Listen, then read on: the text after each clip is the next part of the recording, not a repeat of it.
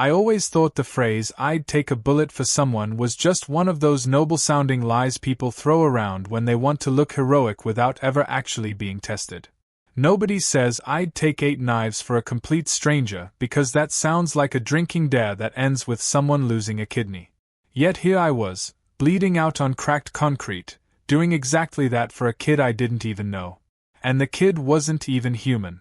Bright green eyes the size of dinner plates, skin that glowed faintly like a night light, and a set of stubby antennae twitching nervously. Great. I was going to die protecting an alien glowstick. The first stab hurt like hell. The second one hurt worse because by then I was already trying to negotiate with reality. The third, fourth, and fifth? At that point I started keeping score like it was a drinking game. By the time I hit number 7, I was cracking jokes through blood bubbles. By 1 stab, get 7 free. The 8th was somewhere I won't mention, because apparently cosmic fate decided that if I was going out, I'd be stabbed in the dignity. People say love hurts, but trust me, getting skewered in the rear is not romantic.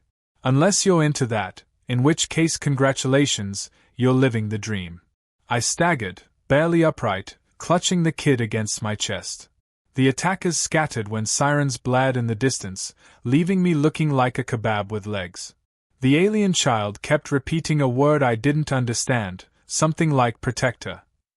I would have preferred doctor or ambulance, but no, protector it was. Cute, but not helpful. The world spun, and I remember thinking, this is probably the dumbest way anyone's ever earned a nickname. The pain was unbearable, the kind that makes you want to bargain with any deity willing to listen. I prayed for an ambulance, a miracle, or at least a strong drink with a straw because I couldn't move my arms anymore. My last conscious thought was that my landlord was going to be pissed about the bloodstains on the carpet. Then darkness swallowed me. When I woke again, everything felt wrong. My body was numb, but also buzzing, like I'd been plugged into a faulty socket.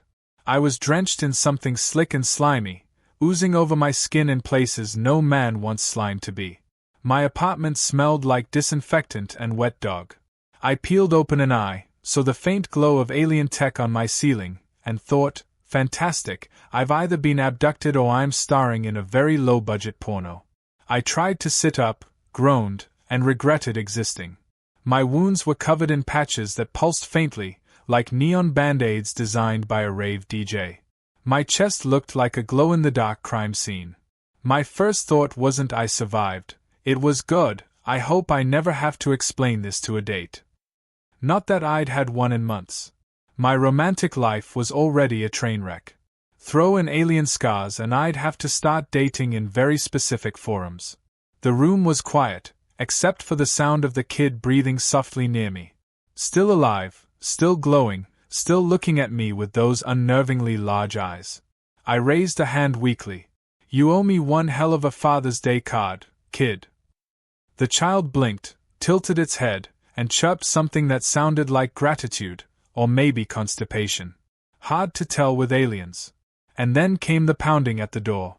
Heavy, deliberate, the kind of knock that made my landlord's pathetic little rent reminder tap sound like a love pat. My whole apartment shook with each thud. My brain, still fried from trauma and slime, thought, pizza. I actually smiled. Delivery had arrived. Took me a solid 3 seconds before my survival instincts kicked in. No pizza guy knocks like a battering ram. The door burst open before I could move. 7 towering figures filled the doorway, armored in something that shimmered like liquid metal and humming with alien energy. Their helmets reflected the dim light, and each carried a weapon that looked like it could vaporize me and my unpaid utility bills in a heartbeat. My jaw dropped. Not from fear, but because even in my half-dead state I recognized an upgrade in my social life. Finally, visitors. Sure, they looked like they could punt me into orbit, but beggars can't be choosers. The largest one stepped forward and removed its helmet, revealing a face both beautiful and terrifying, sharp angles, luminous skin, eyes like molten silver. It spoke in a deep, commanding voice, the 8-pierced. I blinked, wiped blood from my lip, and croaked, "Excuse me?"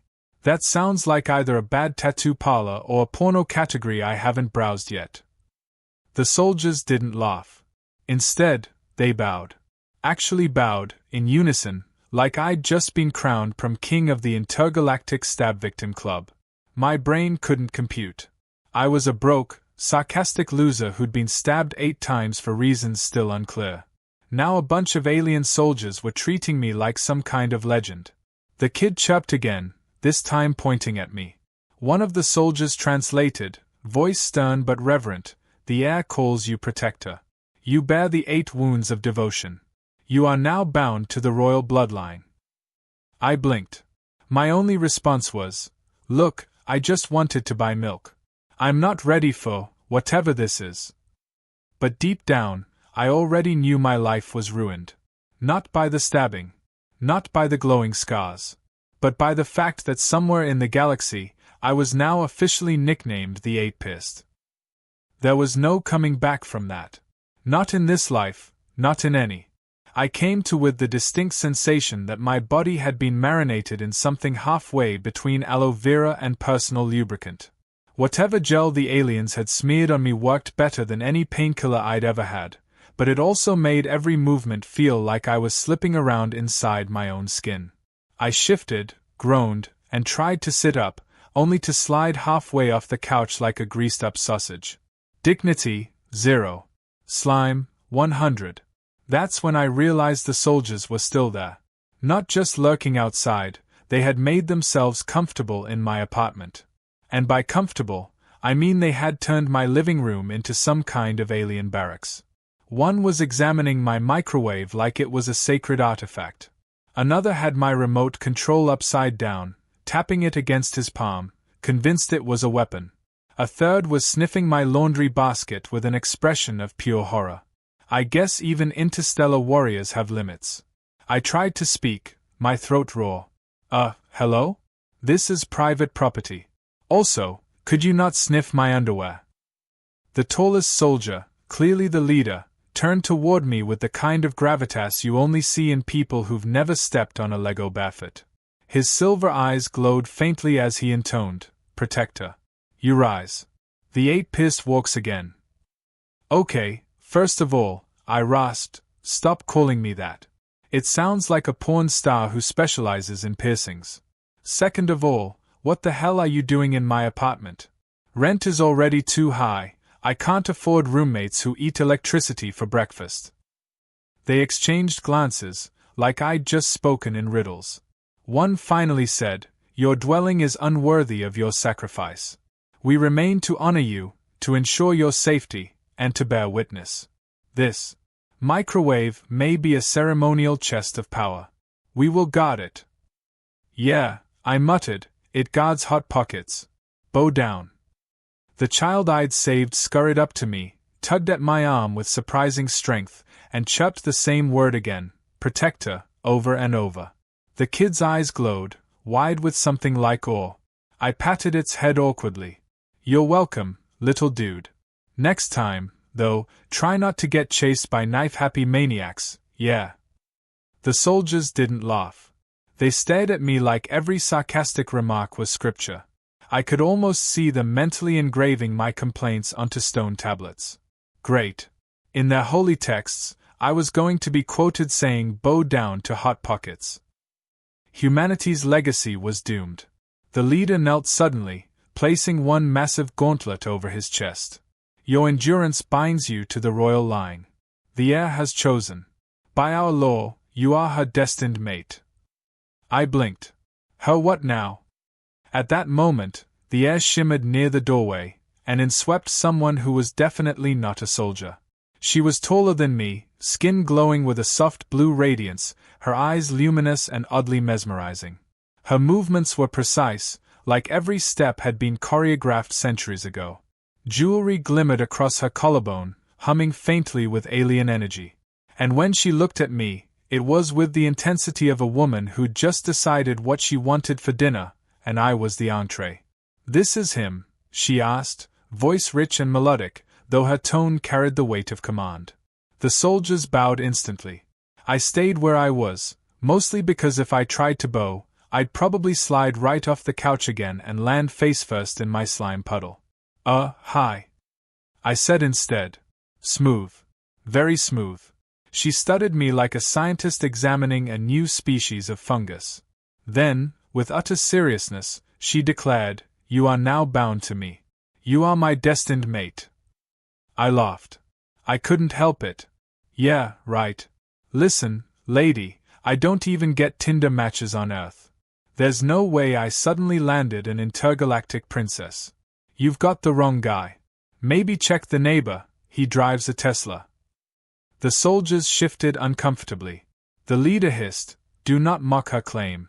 She is Princess Kayn of the House Valaris. The heir you saved is her blood. Your sacrifice is binding.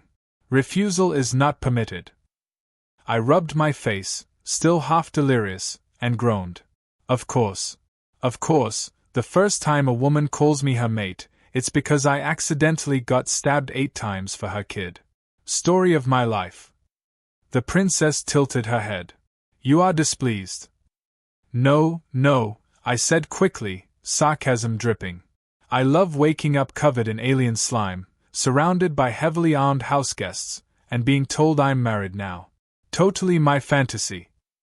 She narrowed her glowing eyes. Your tone is strange. Are you resisting, or is this humor? Both, I said. Mostly humor. But like 50% panic, too. The soldiers murmured among themselves. One finally asked, "Does he reject her? Is this Dishna?" The princess silenced them with a raised hand. "No. He is human. His ways are unlike ours. Their words twist. Their truths hide in laughter." Great. Not only was I being forced into a cosmic shotgun wedding, but they were also turning my sarcasm into a cultural study. Somewhere in the galaxy, an alien anthropologist was probably writing a paper titled "The Human Mating Call: Complaints and Inappropriate Jokes." The princess stepped closer. Too close. Her presence was overwhelming, her scent oddly floral with a metallic tang, like roses dipped in battery acid. She leaned in slightly. "You will learn our ways. Or we will learn yours. Either path binds us." I swallowed hard, heart pounding. I should warn you, my ways include eating leftover pizza for breakfast, swearing at traffic lights, and forgetting laundry in the washer until it smells like death. You sure you want that? Her lips curved faintly. Was that a smile? Hard to tell with aliens. Yes, she said simply. The soldiers all struck their chests in unison, as if sealing the vow. The child clung to my leg, chirping happily. And me? I just sat there, half dead, slimed, and apparently engaged to an alien princess. I muttered to myself, my mom always said women would be the death of me. She didn't mention it'd be after the 8th stab. I'd always imagined that if I ever got attention from royalty, it would involve champagne, silk sheets, and maybe some awkward small talk about the weather. Instead, I was being force-fed something that looked like a glowing pepper and smelled like napalm. Apparently, this was step 1 in proving stamina for the alien princess. Forget roses and candlelight, here, romance began with near-death cuisine. I stared at the plate of peppers, each one pulsing faintly as if alive. The soldiers watched with solemn reverence, and the princess herself sat across from me, her eyes glowing with expectation. "Consume," she said softly, like she was offering me a chance at enlightenment rather than indigestion. I picked one up, sniffed it, and instantly regretted being born with nostrils. Listen, on Earth we usually start with coffee or maybe a drink. Not this. The soldiers muttered, confused. One leaned toward another. Coffee, is this a weapon? The princess lifted her chin. To stand with me, you must endure. Show me your fire. Lady, if I eat one of these, I'll show you fire, all right. Out both ends. But she didn't blink, and the soldiers tightened their stares. No way out. So I popped one into my mouth. The heat hit instantly, like swallowing molten lava mixed with regret. My entire body convulsed. My ears rang. My eyes watered so hard it looked like I was weeping over lost love. The soldiers nodded approvingly. He cries for her already. The bond is strong. I coughed, choking, trying to fan my tongue. I'm not crying for her, I'm crying for my esophagus. I croaked, slamming a hand on the table. Somebody bring milk. Oh wait, you don't have cows, do you? The princess leaned forward, studying me with fascination as I wheezed. You suffer, and yet you remain. This is beautiful. Beautiful? I looked like a sweaty drunk at a chili eating contest. But in her eyes, I was apparently some kind of tragic romantic hero. Fantastic. 1 pepper turned into 5, then 10. By the time I'd survived 20, my body was vibrating like a jackhammer. The princess whispered something to her guards. They all struck their chests again. One muttered, such resilience. His body yearns for union. Union? Buddy, my body yearns for an antacid. By the 30th pepper, I was hallucinating. I swear I saw Elvis juggling space hamsters in the corner. The soldiers applauded, convinced my delirium was a warrior trance. The princess touched my arm gently, and I nearly jumped out of my skin. Her hand was cool, steady, and very real. My face burned hotter than the peppers. You endure, she said, her voice carrying genuine admiration now. No other has lasted this long. You are different. I've been told that before, I croaked, wiping sweat from my face. Usually by women leaving me unread, but hey, progress. She tilted her head, intrigued. Leaving, unread? This is a ritual. Oh, absolutely, I said, smirking despite my suffering. It's when humans show interest in a mate by ignoring them completely. Builds mystery. The soldiers whispered among themselves. Ignoring, yes, mystery, human mating strategies are complex. I couldn't stop myself from laughing, even through the pain. I had just convinced a squad of alien commandos that ghosting was sacred courtship. Somewhere, human culture had taken a nosedive, and I was the one driving. But the trial wasn't over. No, the princess leaned in closer, her luminous eyes locked on mine. You must complete the bond. I froze, mid-hiccup. Wait, complete the bond? As in, hold up, let's define terms here. Where I come from, completing a bond usually involves dinner, a movie, maybe a little Netflix and... Her eyes widened, curious. Netflix? This is your mating call. The soldiers immediately struck their chests. Netflix and chill, they roared like a battle cry. I put my head in my hands. I have officially destroyed Earth's reputation. Congratulations, me.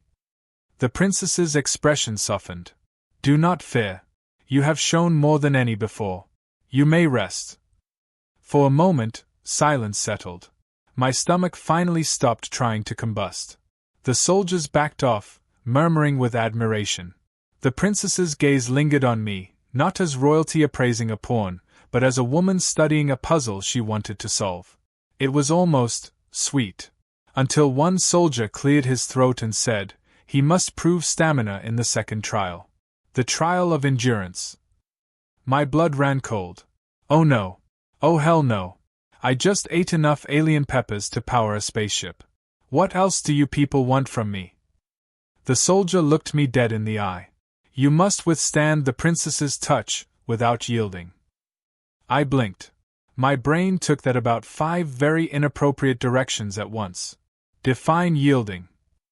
Because where I'm from, that can mean a lot of things. The princess tilted her head. It means, do not collapse. Relief washed over me, then instantly soured. Wait, collapse from what exactly? She reached out, her fingers glowing faintly, and pressed her hand against my chest, right over one of the scars. A jolt shot through me, not painful, but intense, like electricity mingled with intimacy. My breath hitched. My body trembled. The soldiers leaned forward, watching intently. This is nothing, I muttered through clenched teeth. I've had worse. I once tried yoga after beer night. The glow spread across my scars, lighting me up like a neon sign. My head swam, my pulse racing. Every instinct screamed to pull away, but I gritted my teeth and stayed still. The soldiers murmured reverently. He resists. He remains. His passion burns bright. The princess's eyes never left mine. You are stronger than I imagined. I wanted to say something witty, something smooth, but all that came out was a strangled wheeze that sounded like a deflating balloon. She smiled faintly, and damn it, my heart skipped a beat. When it was finally over, I collapsed backward, gasping, drenched in sweat and alien glow. The soldiers erupted into cheers, pounding their fists against their chests. The princess simply said, "You are mine now." Completely. And as humiliating as it was, lying there like a human puddle, part of me couldn't deny it. I didn't hate the idea. I wanted to believe it was over. I'd eaten enough peppers to melt steel, endured alien shock therapy disguised as foreplay, and survived being nicknamed the Eight-Pissed. By all rights, I deserved a nap, maybe a bear, definitely a shower. But no, the universe decided I hadn't suffered enough. Because the moment I thought I could finally breathe, the soldiers gathered again, their leader announcing in his booming voice that it was time for the Union oath. "Hold on," I said, holding up a hand. "We need to clear some things up. Where I'm from, relationships are complicated. People break up over text messages, argue about pineapple on pizza, and sometimes ghost each other after a single bad joke. Nobody gets stabbed 8 times and suddenly becomes royalty-in-law. That's not how we do things." The soldiers muttered, confused again. The princess silenced them with a raised hand. Her glowing eyes never left me. "Why did you save the air?" she asked simply. That one hit different. My sarcasm stalled on my tongue. I thought back, bleeding in the street, protecting a kid who wasn't mine, who wasn't even human. Why had I done it? It wasn't logical. It wasn't smart. It wasn't something I could explain with honor or destiny. So I told the truth. "I didn't think," I said quietly. "The kid was in danger, crying, scared. I just moved. That's what humans do. We don't always make sense.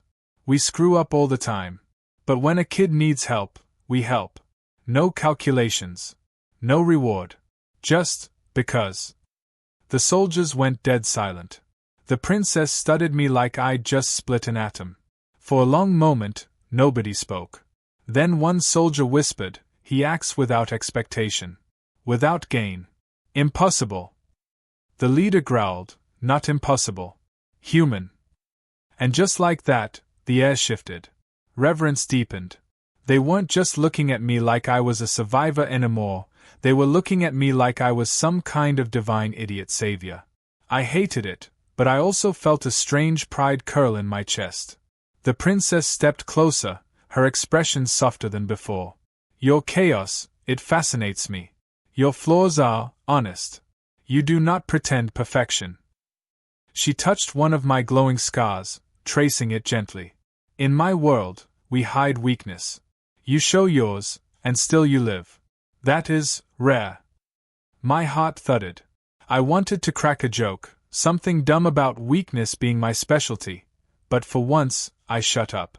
Instead, I let her touch linger. It wasn't painful now, it was grounding, almost intimate. Of course, the soldiers had to ruin the moment. One clapped his armored hands together. The bond must be sealed with ritual words. I groaned. "Great. What is it? Some chant? Do I have to recite vows? Because on Earth, weddings involve cake. And dancing. And usually a drunk uncle making everyone uncomfortable." The princess tilted her head. "There is no cake. There is the vow." She looked into my eyes, solemn.